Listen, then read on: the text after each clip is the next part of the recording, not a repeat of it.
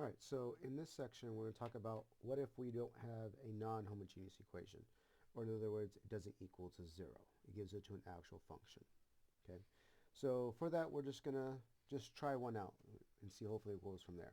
So first, we want to find a solution to this differential equation. Okay, now we don't really know how to actually solve it, so we're just going to do the most we could do. Literally just guess. So all of this has to equal 3t. So maybe it's of the form of a of t, where a is just an arbitrary number. Right, so we'll set that equal to y. So that means if I take the derivative, that's just going to be a. And since I want double, take the derivative again, that's just going to give me 0. And if we input these into our system of equations and see if that works.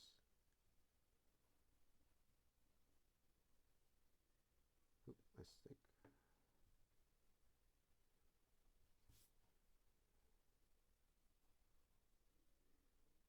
So 3 times that. Oh, and this should be a 2 plus here. Okay.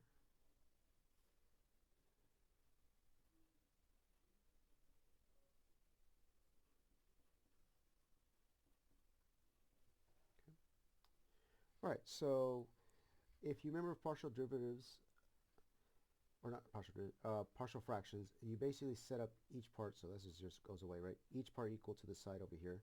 So this is technically plus 0, so we know 3a equals 0. So looks like a equals 0.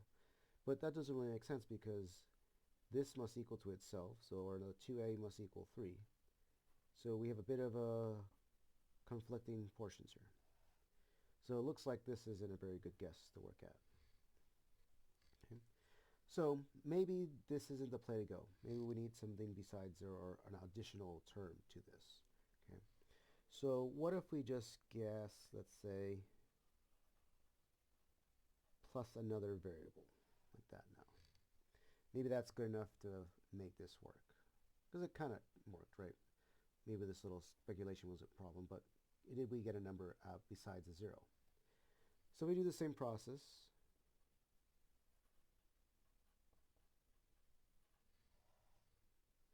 And again, we plug these in associated where it's supposed to be.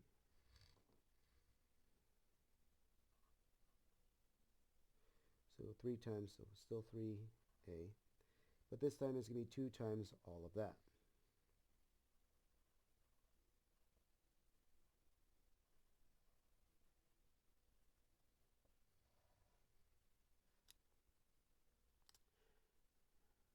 Okay.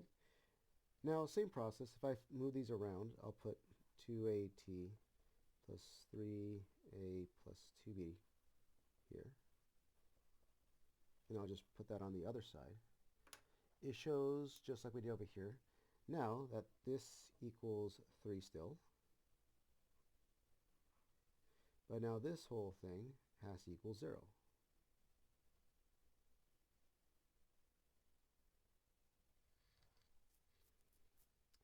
Well, the nice thing is we still get the result of a equaling 3 over 2.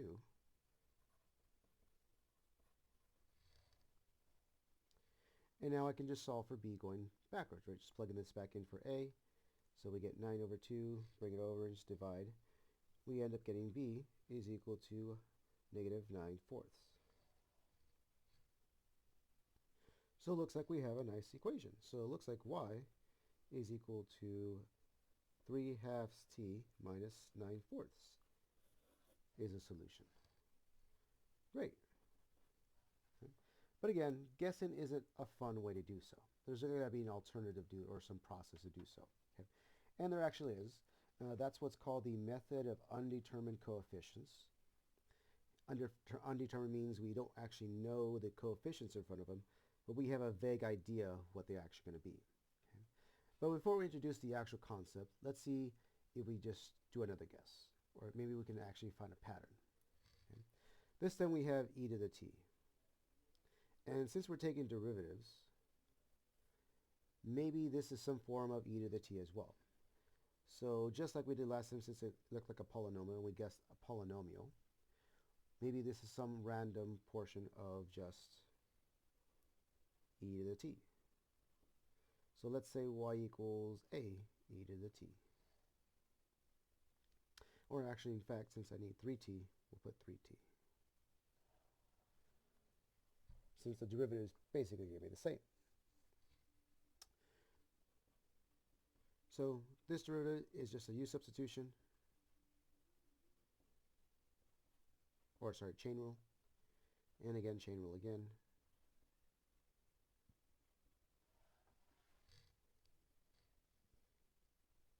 And now again, we just plug in each one accordingly.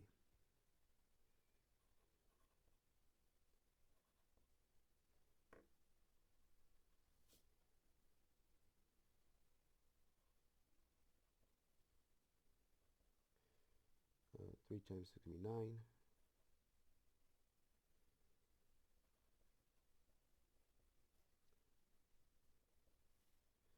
Plus 2 times this.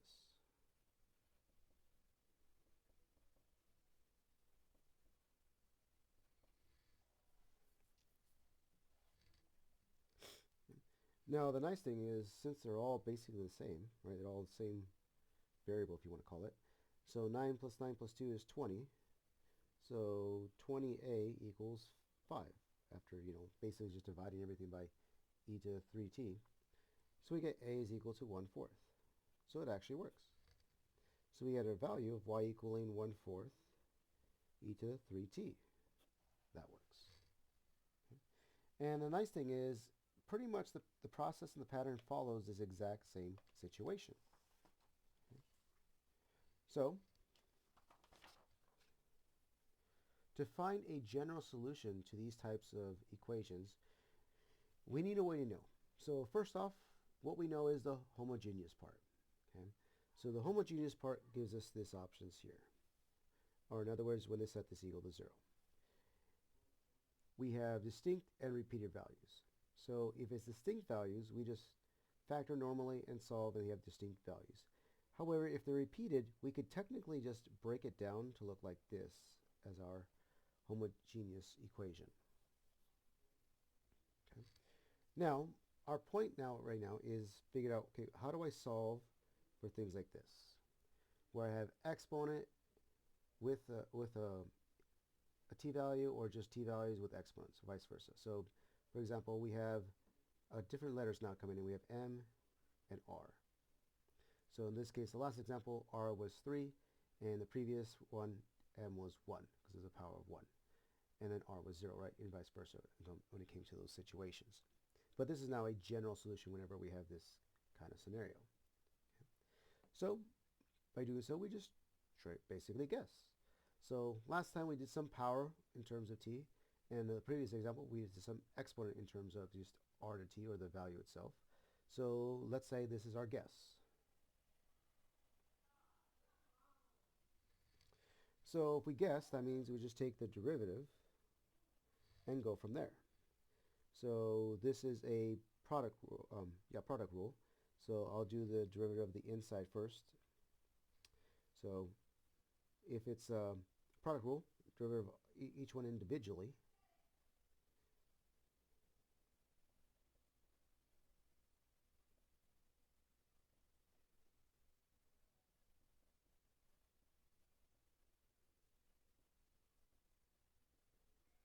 And it follows the same pattern.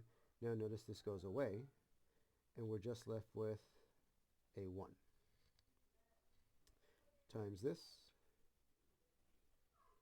plus the derivative of this is just going to be r in the front, and times everything as well.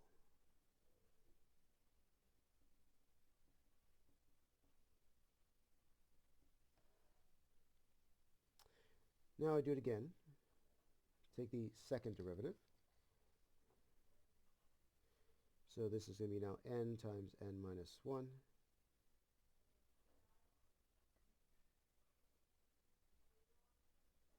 And I keep going in that pattern. And just like last time now, this goes away. And we end up with a sort of, well, here, let me write this term here before I go any further. So this will be A sub 1 is just going to be, or A sub 2 would be 2A2T. So we're just left with 2A2 there. Because this one goes away, this is left a T, e to the R T. Plus, do it again, gives us R squared. Times everything else.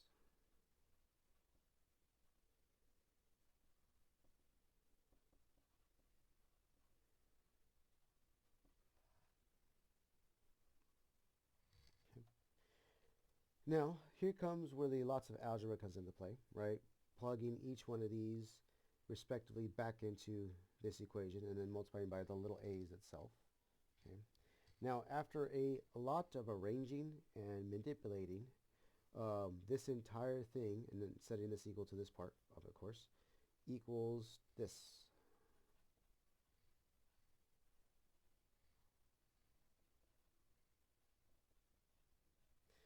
Where R and B represent its homogeneous part.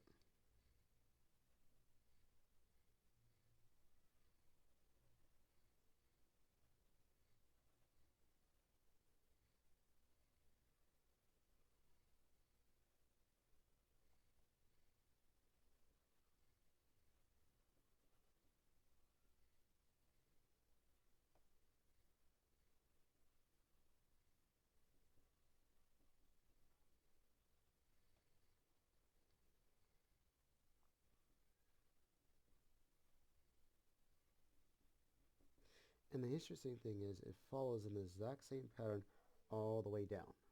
We have this keep repeating part here, there, and again rinse and repeat again here, and then the next one will be ending with this part, and it repeats and repeats. Eventually you just get to A1 or A0 in fact. Okay. So because of this pattern, we have a couple situations. We have case 1. Case 1 says if this is basically 0, right, because we have our homogeneous equations, we have the last endpoints. So we have if R is not a root,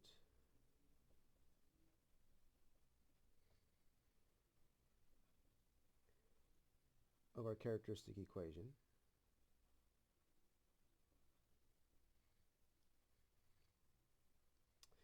then our general particular equation, we'll talk about particular, but general practical equation, that's another word for it, is going to look like this.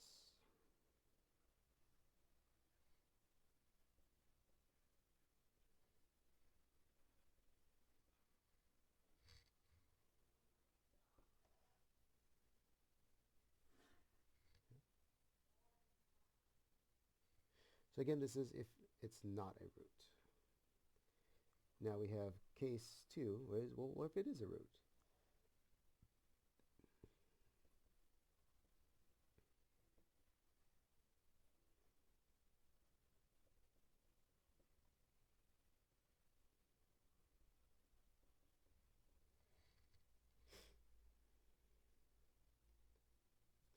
Well, if it is a root, then our particular equation is going to have a t on the outside and everything else the same.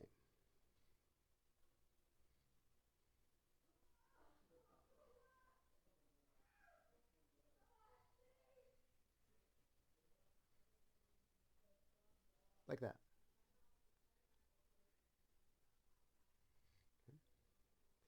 Okay. And the last part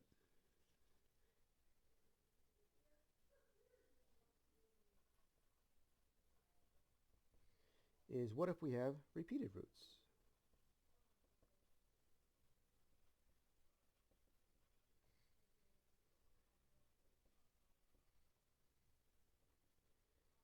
Then our particular equation is pretty much the exact same thing as this. We just have this squared instead to signify its repeated root.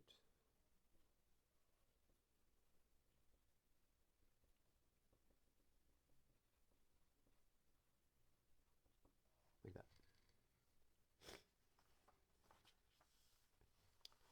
Now I know this is a lot of theory going by how to do this kind of process. You know, it's a very, very long process how this ends up being and how this general rule comes into play. So what I'm sure you guys are wondering is how does this actually done in, you know, how in practical format, right? Like a good summary of this. Okay. And this is pretty much played out right here. So the actual summary of the process of solving for undetermined coefficients of this form, okay, is always our general equation looking like this. So in other words, we just use the third case. Okay. And we just use the third case and we just break it down. So because of case 1, if it's not a root, we just say s is 0, so that means that t just goes away, which is basically our case 1.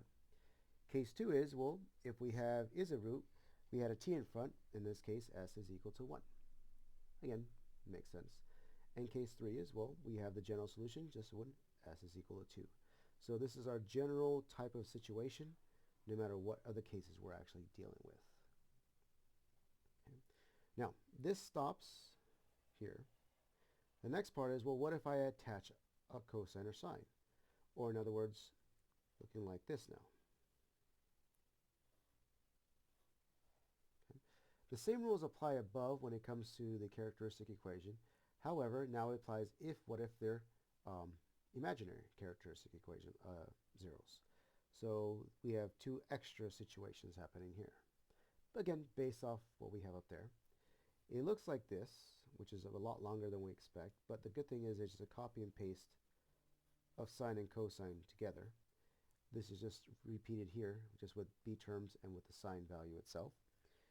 But if r plus or minus ib is not a root, then s is 0. And if it isn't root, that means t is going to be 1, or just t power itself. So the question now becomes, how do we do this in an equation? Okay. So let's just do a couple of example equations here. All right, so first one, find the form, and that's all we want to do, is find the form of the particular solution to all of these. Okay. All right, so first off we're going to do is convert this to its characteristic equation.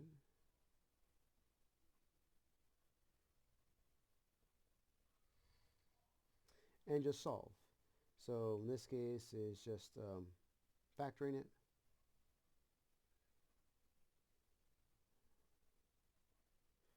So it looks like r is equal to 1 and -3. Okay, so we have cosine, so it's going to be in this form. So let's just write down a couple of things we need so far. So according to all of these, I'm just going to write down what m, r, and b is. Okay. So in this case, t to what power? So t to the 0, so m is 0. R is attached to the t, so we have no exponent, so it's also going to be 0. And then b in this case is going to be 2. Okay. All right, so according to our rule, we don't have imaginaries, so r is not a root of it, right? Root of the imaginary part. So that means our particular equation is going to look like scenario 1. And like above here, when m is 0, so it's just going to be a naught. You know, if you just plug in 0 for m, right, a naught, t to the 0 power is 1, so just a naught here. So all of this right here becomes just a naught times e raised to the rt, so e raised to the 0 power, so it's just 1 times cosine of b t. Okay. And now I'm going to repeat the same thing just for sine, but I just use a different letter, so I'll just use b now. So this is going to be b naught sine of 2t.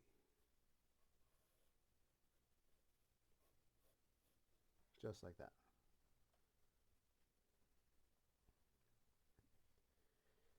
So let's get a little bit more difficult now with part B. So notice it's the same situation, right? Just the answers differently, right? So I'll write the same thing down. So r in this case is equal to still 1 and negative 3. Okay. Now it looks like this format.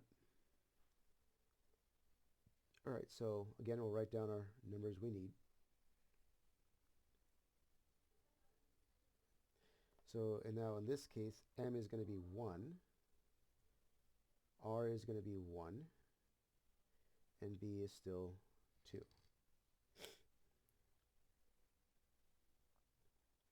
Okay, so we have a couple things happening. Okay. Well, let's just start from here. So none of these work, right? So r plus or minus bi is not a root, so that means s is going to be 0. So that works out. So there's not going to be no t out there, so it's still t to the 0 power. Okay. Now let's look on the inside. So this time, m is 1, and we have this situation.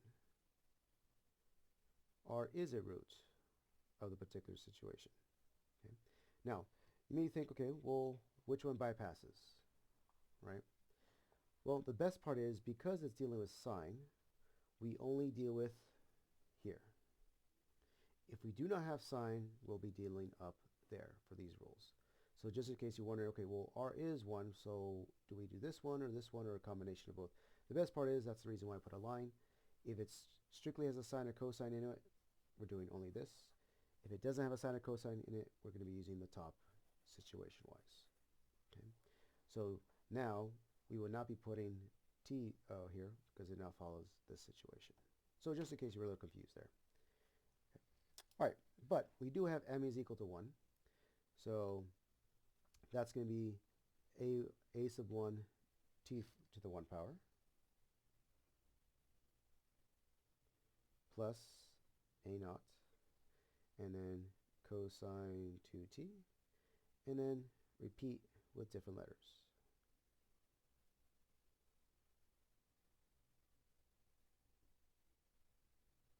And there we go. So not too difficult once you get the pattern of it. A lot of it is just plugging, chugging, and just understanding which situation you're actually in, and identifying what we were looking for, right? Our three numbers we really care about. All right, so unlike the other one now, this one does not have a sine in it or a cosine in it, so we're going to be using the top to find this particular solution. So again, I'll write down our roots of our characteristic equation. This case, m is going to equal to 2, r is going to equal to 1, and that's it. That's all we need, those two values. Okay. This time, yes, this r is a root of our characteristic equation. So if you go up here, so it is, so that means s is equal to 1. So we'll have a t to the first power before we do anything.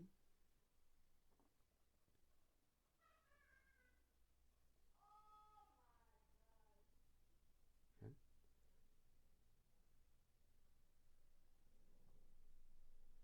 Now, once we have that, then we're going to plug it in. So n is 2 now, so follows the same pattern. I know it's not the same rule, but just follows the same pattern going down. So it'll be a 2t squared plus a 1t plus a naught raised to the e, and I'm going to go up here, rt. And our r was 1, so just like that.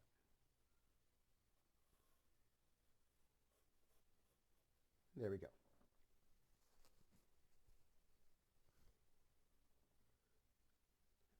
All right, let's try another one. So again, same situation. This time m is going to be 0.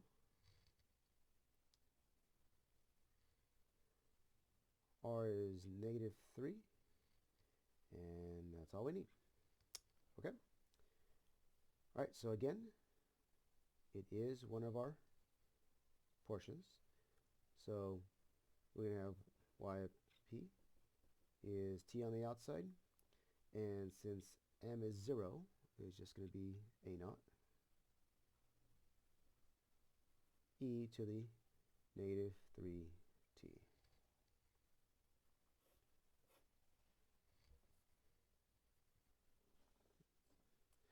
All right, and let's try the last one here. Okay, so now this time, combination of everything. So we'll go from top to bottom. So m is 1, r is 1, and b is 1. So we're dealing with right there. Again, r is equal to 1 and negative 3. Oh, no. This is a different equation. Okay. So let's see what we get.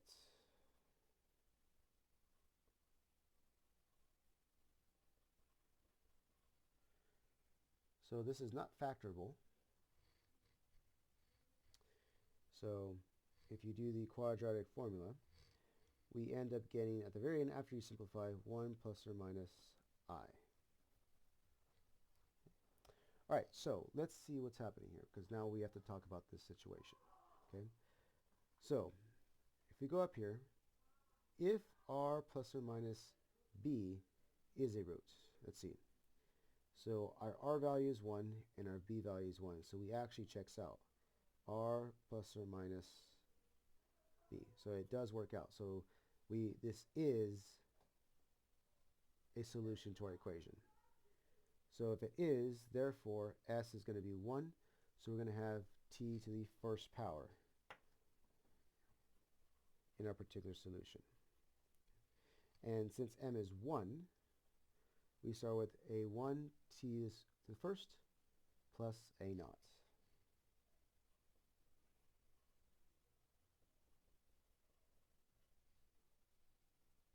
Okay.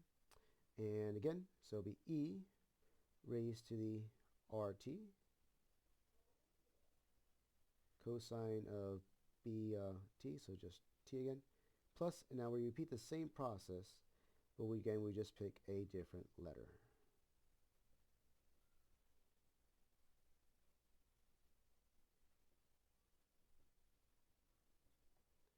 And there we go.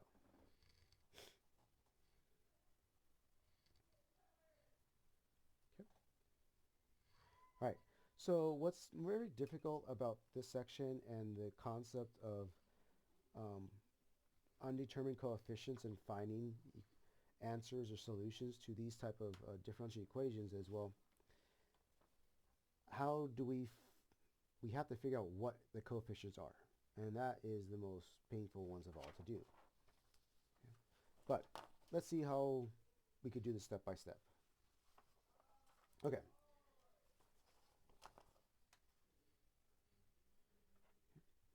All right. So first, we're going to go off our general form, and then from there, we'll figure out what's going on. Okay. So now this time, we want to find an actual solution to the situation. Okay. So first off, we'll always go back to our characteristic equation and then solve for there.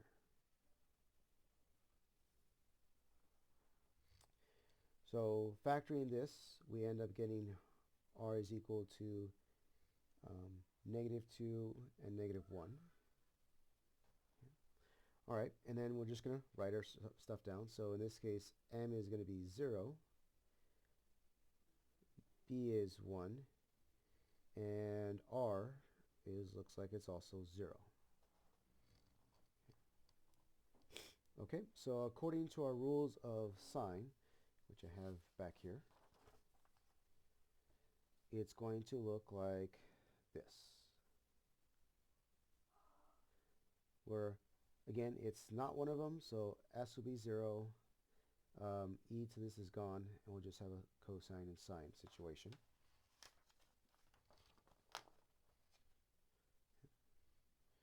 So we have our general particular solution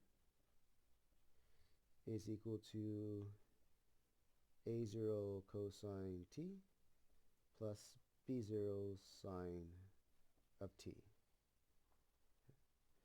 Now, like I said, this was enough in the last situation, but now we actually want to find a particular one.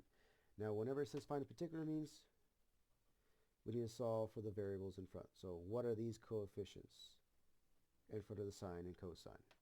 So in order to do so, we actually have to do what we did to begin with, the guess and check. But this time, we kind of have an idea what to guess, right? So we'll just take the derivative.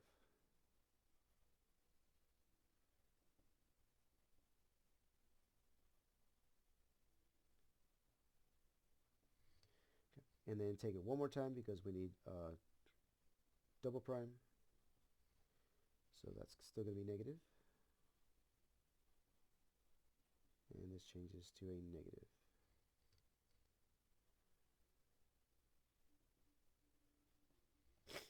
Okay. All right.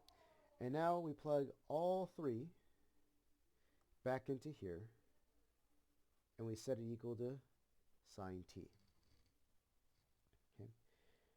Now, this is a lot of work, so just bear with me so far, right? So again, this will be this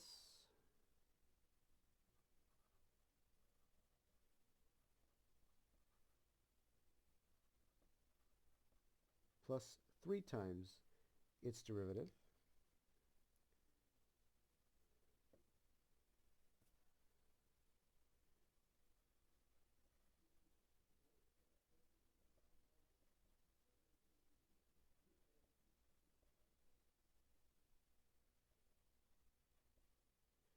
plus 2 times its original. And I'll just use a and b because it doesn't matter for the a naughts, right? They just go away. It makes it easier to see everything that's going on. There's already a bunch of letters everywhere.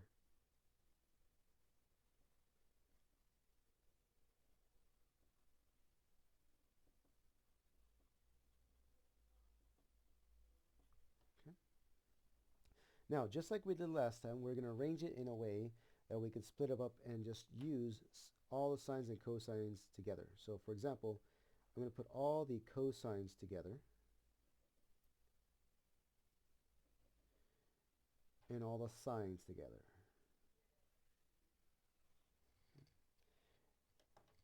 Now, when we do this, which is really nice, things actually put together. So, right, I could put this to this together, or actually, sorry, I could put that to that together, and the sines accordingly, this one to this one together. So things actually kind of nicely put together right in that process. So it ends up looking like this.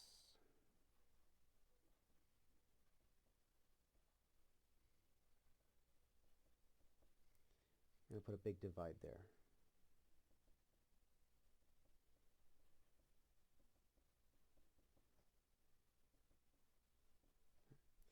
So now this is saying b minus 3a equals the 1 in front of the sign, and a plus 3b equals 0 cosine of t. And there's our system.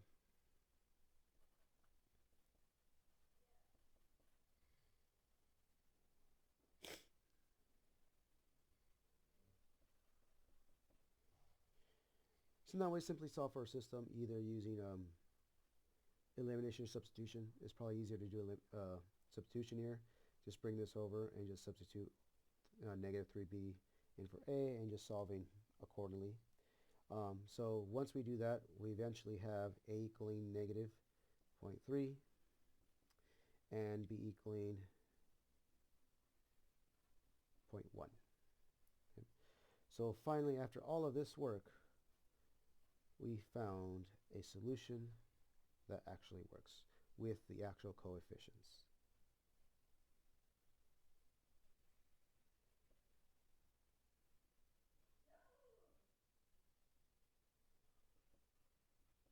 And there we go.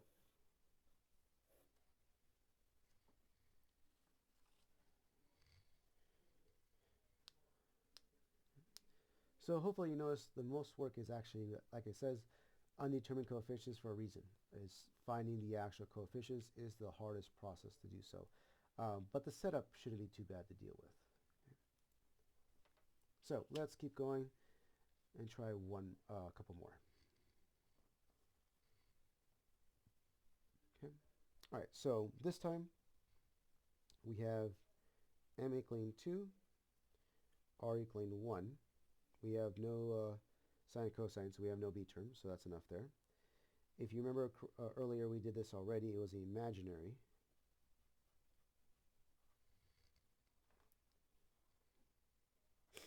So this is imaginary 2i and plus or minus 2i, so that doesn't work, so it's not a root of it at all.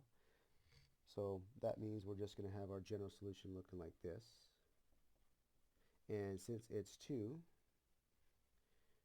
we're going to have a2t squared plus a1t plus a naught times e to the 1t, or just t. Okay, so this is our general particular solution. And now we have to do the same thing above, but this time we have to solve for a2, a1, and a naught. So again, taking the derivative of each derivative and the second derivative. So again, this is going to be product rule. So I'll just do the derivative of the inside first.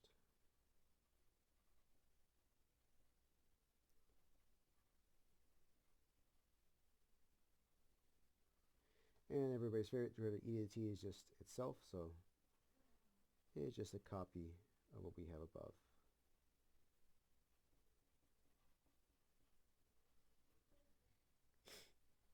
And then we do it one more time. So this is a double product rule.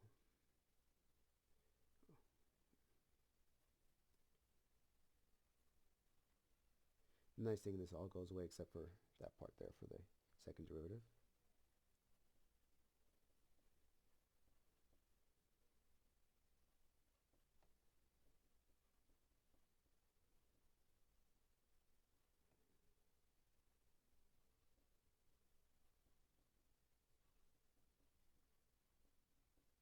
I'll just put this down there because it's the same thing.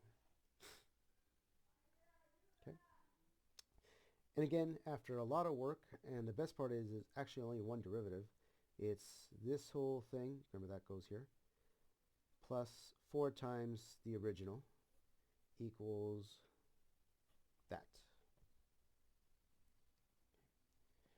So after a lot of toiling and multiplying and eventually just dividing everything by e to the t, because they all just go away, because when you divide it, pretty much all you're looking for is that part at that self, we end up looking kind of like this.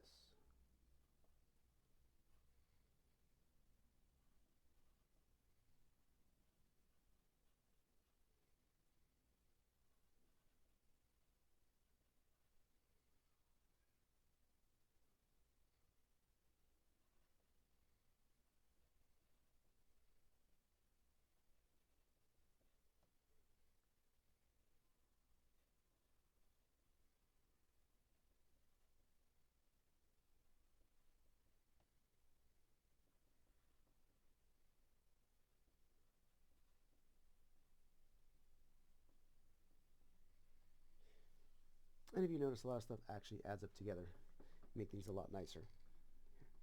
So we end up getting 5a2 equals, oh, this is squared, sorry, equals 5. All of this equals 0, 0 t's. So again, this nice simplifies into it, right? So we have 2, 4, plus 5 equals 0. And again, a lot of stuff we can just put together. So these go together. And then those go together.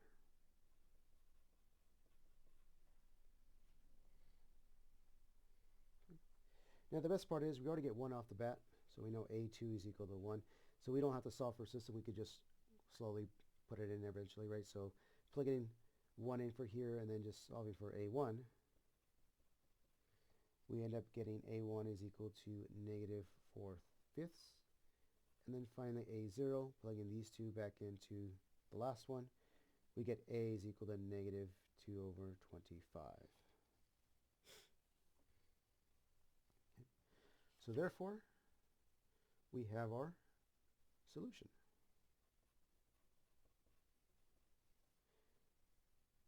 So remembering, we started with up here. So a2 goes first, so that's going to be 1. So 1t squared. Okay. All right, a1 is negative 4/5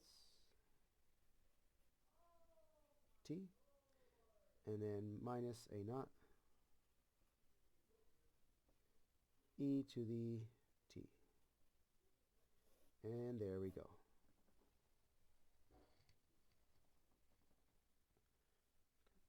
All right, let's try one more. All right, so in this case we have m equals 0 and r is equal to 3. Solving for our characteristic equation.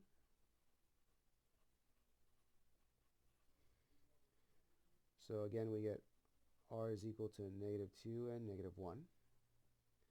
So again, not roots of it, so it's going to be no t's in the front. So our particular equation is going to be a0 e to the 3t, which is nice. Right, this derivatives are really nice to deal with. So we can actually do this one earlier. So first derivative, and I'll just drop the naught because it really doesn't matter.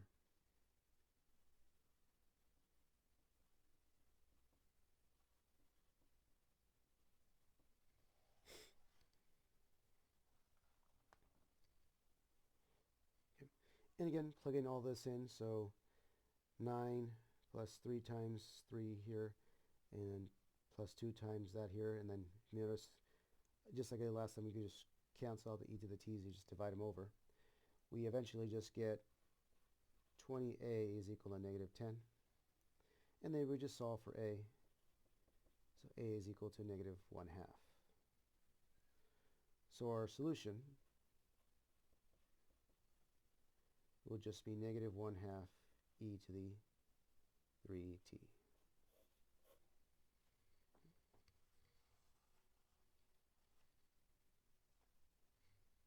And there we go.